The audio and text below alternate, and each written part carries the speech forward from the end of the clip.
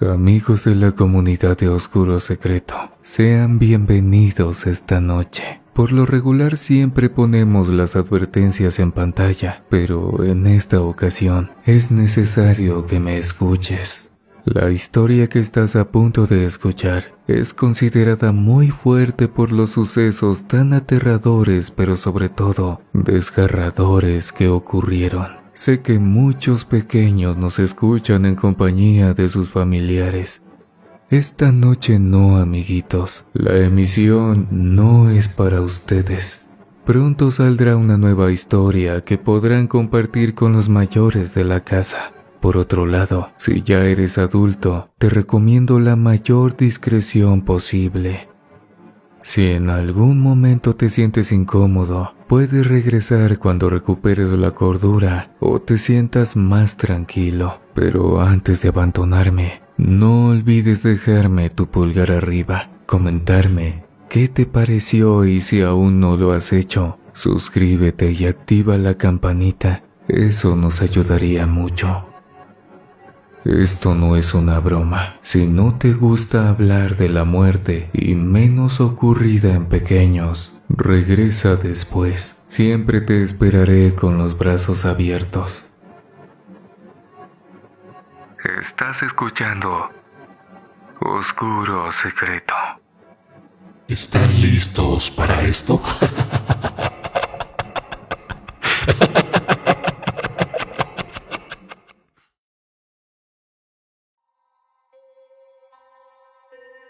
Mucha gente no entiende por qué otra persona trabajaría en una funeraria, en un cementerio o en algo relacionado con los muertos.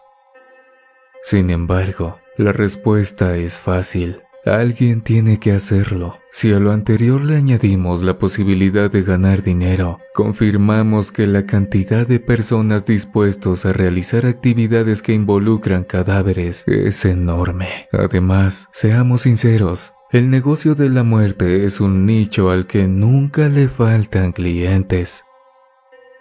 Decidí con toda la conciencia del mundo dedicarme al embalsamado de cadáveres, no porque se me haya ocurrido un día, sino por dos sucesos que marcaron mi existencia de forma brutal. Primero, uno de mis tíos se involucró con la gente equivocada. Al principio creyó que sus acciones quedarían como una anécdota para contarle a sus hijos. Sin embargo, los criminales no olvidan. Un buen día lo esperaron en la avenida y se lo llevaron a una zona baldía donde lo golpearon hasta el cansancio. Luego le dieron de machetazos y lo dejaron desangrándose hasta la muerte.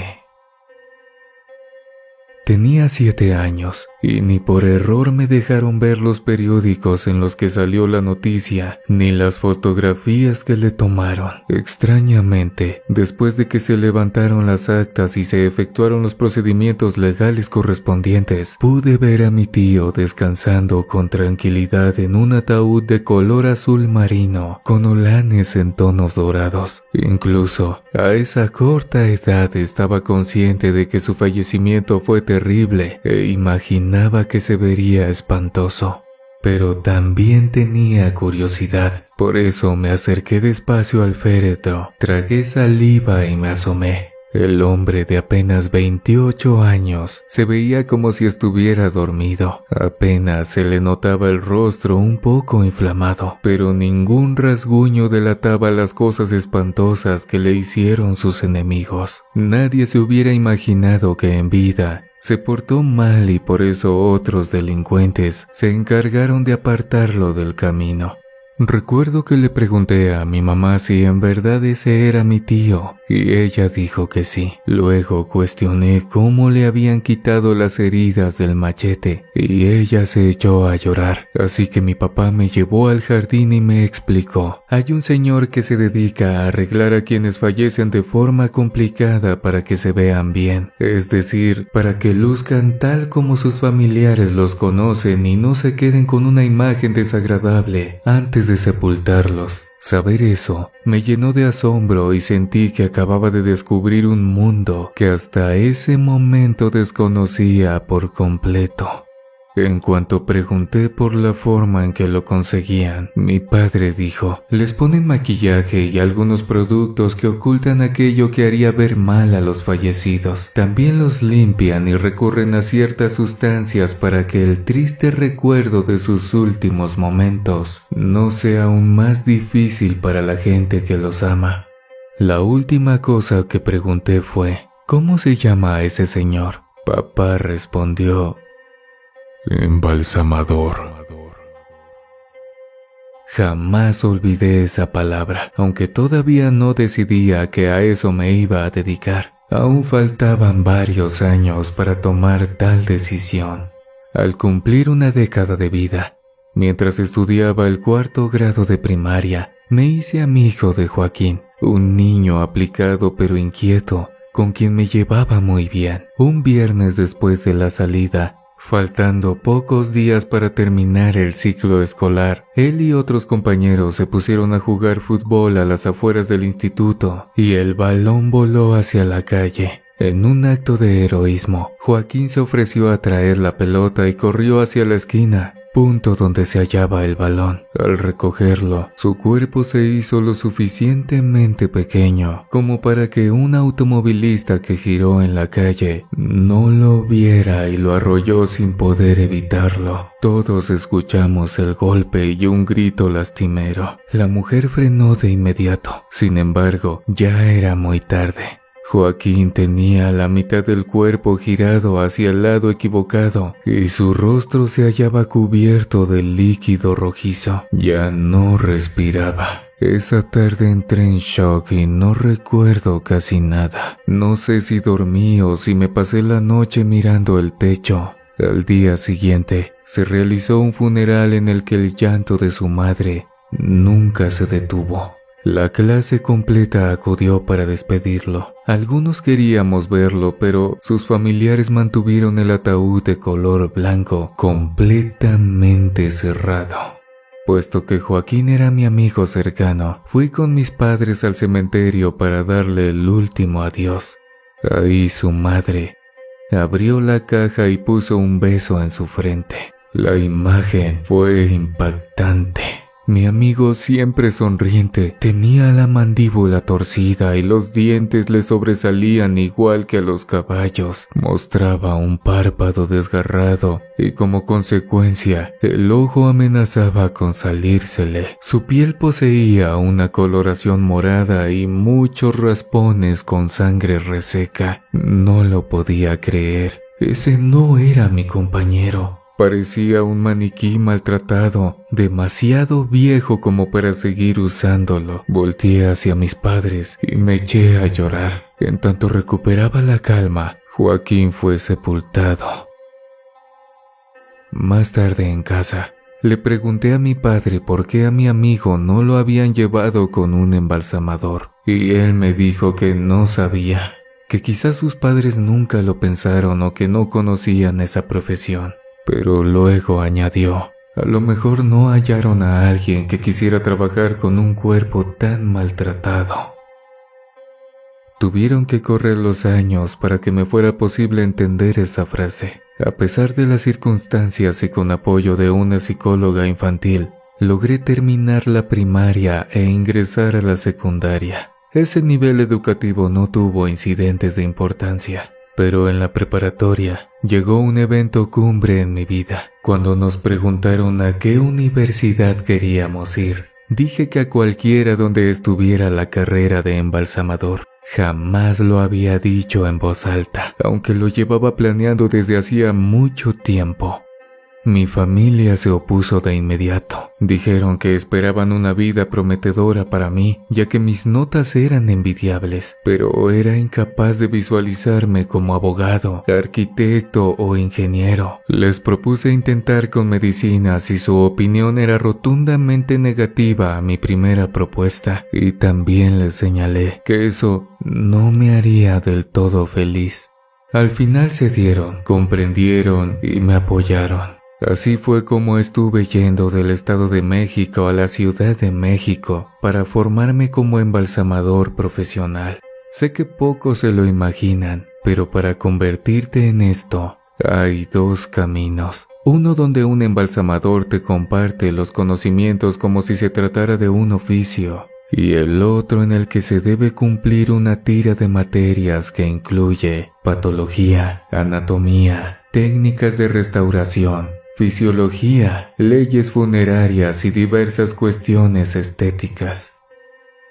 Antes de terminar con mis estudios, hice el servicio social en una funeraria donde reconocieron mi talento para efectuar restauraciones y me contrataron de manera fija. En cuanto obtuve mi título, me dediqué a trabajar con pasión y sensibilidad, pues mi meta principal consistía en hacer ver a la gente como si estuviera dormida. No importaban las terribles muertes que hubieran experimentado. Usaba pasta, maquillaje y todo recurso disponible para que sus familiares los vieran durante el funeral y guardaran como último recuerdo sus rostros pacíficos, en calma, listos para ir a un sitio donde el dolor y la muerte jamás los haría padecer otra vez. Por supuesto, debo confesar que eso no era fácil y después se complicó más, ya que los deudos recomendaron el trabajo de la funeraria y, aunque seguíamos atendiendo fallecidos comunes, el número de restauraciones se multiplicó. Tuve que hacerme cargo de personas atropelladas, cuyos cráneos eran un verdadero rompecabezas.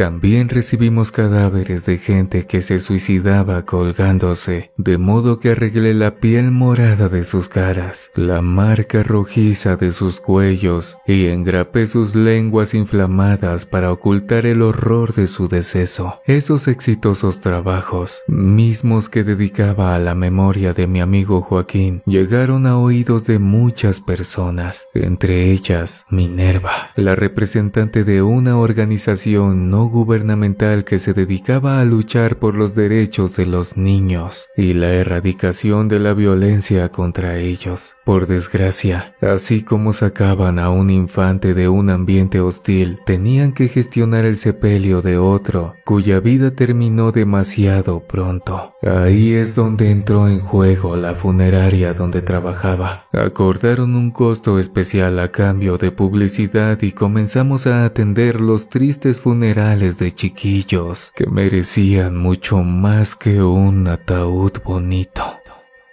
Derivado de lo anterior, sin darme cuenta, terminé siendo un embalsamador de niños, y así atendí algunos casos que dejarán sin aliento a muchos.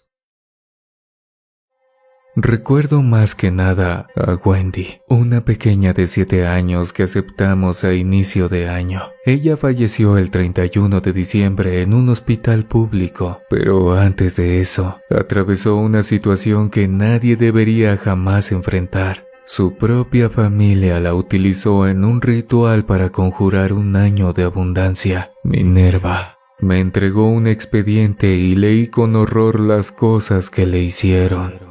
La representante de la ONG me comentó que se enteraron de todo porque una vecina no soportó oír los gritos de la niña y llamó a la policía.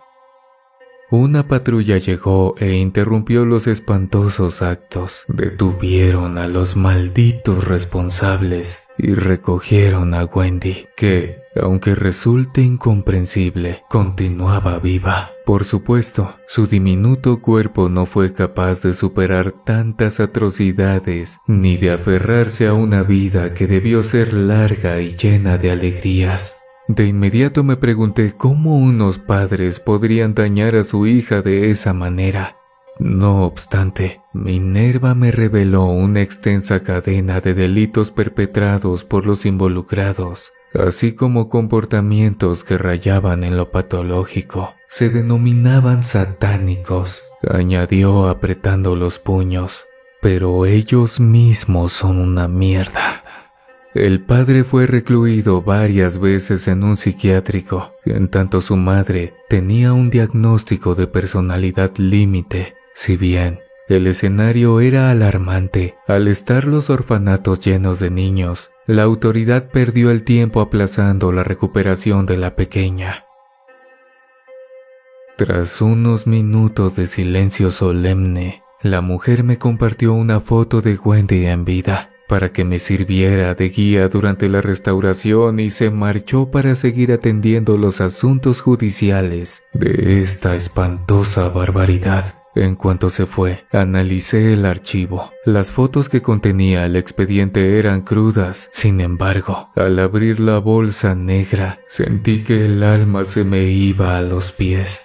El pequeño cadáver estaba recortado de una forma inhumana. Según pude observar, le cortaron sus manitas desde las muñecas y también los pies a partir de los tobillos. Luego cauterizaron con fuego para detener las hemorragias, así que la visión resultaba espantosa. El informe decía que la madre confesó haber usado las manos para pedirle al diablo que nadie pudiera tomar lo que le pertenecía y ofreció los infantes pies para ocultar sus pasos de los enemigos que tenía a su alrededor. No conforme con eso, utilizaron los tiernos ojos de su hija con la idea de cegar a quienes los buscaban con el objetivo de hacerles daño. Según sus creencias, podrían pasar enfrente de sus rivales y no lograrían verlos. Por último, le cortaron la lengua a la criatura y la arrojaron a una hoguera donde les pidieron a los infiernos que castigaran a todo el que hablara mal de ellos. Después de su detención, un policía les preguntó a los padres si no se arrepentían de sus actos, pero en lugar de pedir perdón, se mostraron furiosos porque no los dejaron terminar con su ritual. No se nos va a cumplir nada, fue lo que reclamaron. De acuerdo con lo que dijo Minerva, a los paramédicos les costó demasiado recoger a Wendy, pero hicieron hasta lo imposible por salvarla. Falleció minutos antes de llegar al hospital, y puede ser un pensamiento terrible, pero ¿qué vida le esperaba en un supuesto de sobrevivir a lo que sufrió? Por eso drené los líquidos de su cuerpo con infinita dedicación. Rellené sus párpados con cuidado y apliqué un maquillaje suave, apenas lo necesario para ocultar los moretones de su rostro. Le coloqué un vestido largo repleto de holanes que tenía escarola en las mangas, con el propósito de ocultar la falta de sus miembros.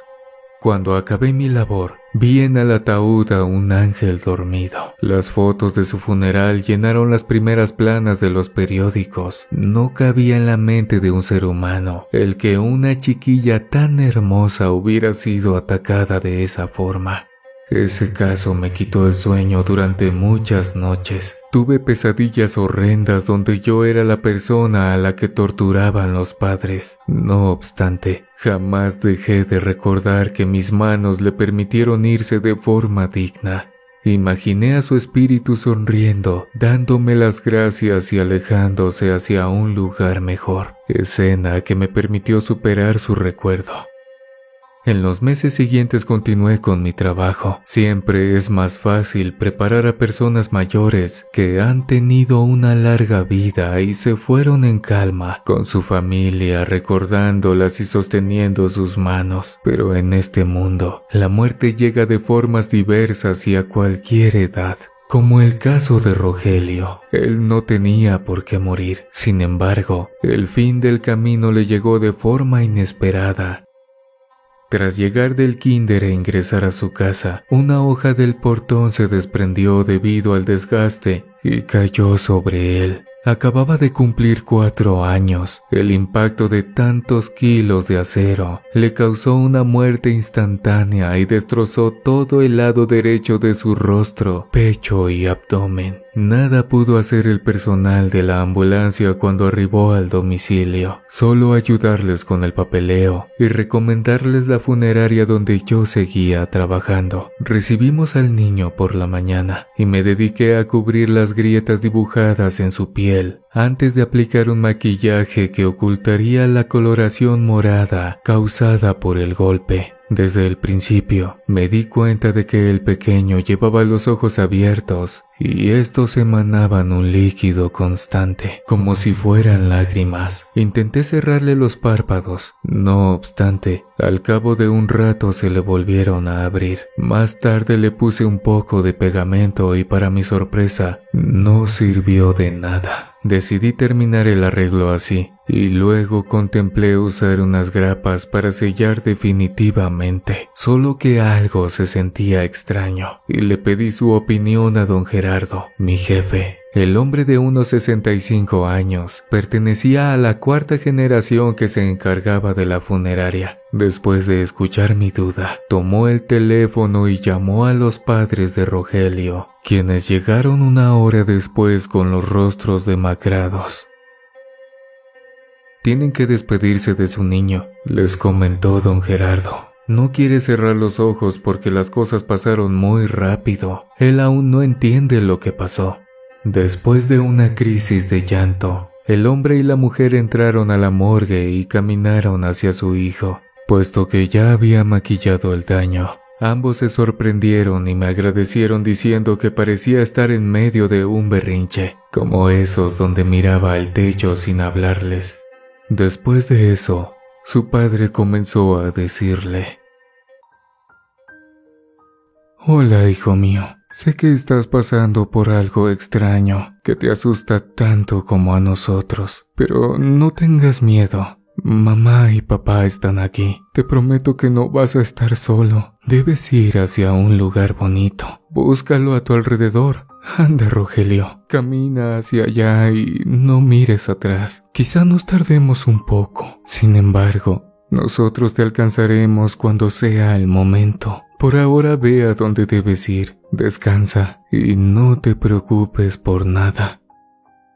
Un nudo se formó en mi garganta. Me costó mucho contenerme. La madre no pudo hablar de inmediato, sino que lloró un buen rato antes de reunir el valor para susurrar: «Roge, mi amor, pasó algo muy triste. Ahora no lo entendemos. Por favor, siéntete tranquilo. Estamos aquí. No estás solo. Y aunque estar separados nos resulta difícil, es necesario que sigas tu camino. ¿Recuerdas cuando tuve que ir a casa de la abuela porque estaba enferma? Me preguntaste cómo podríamos resolver la lejanía y te dije que, sin importar los kilómetros, nuestros corazones siempre encontrarían el modo de unirse.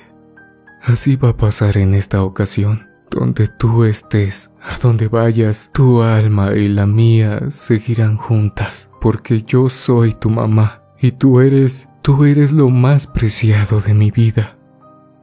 La señora entró en un llanto desenfrenado y tardó mucho en controlarse, pero su esposo la abrazó con paciencia y al final ella continuó diciendo: «Mi niño, no te inquietes por nosotros, estaremos bien.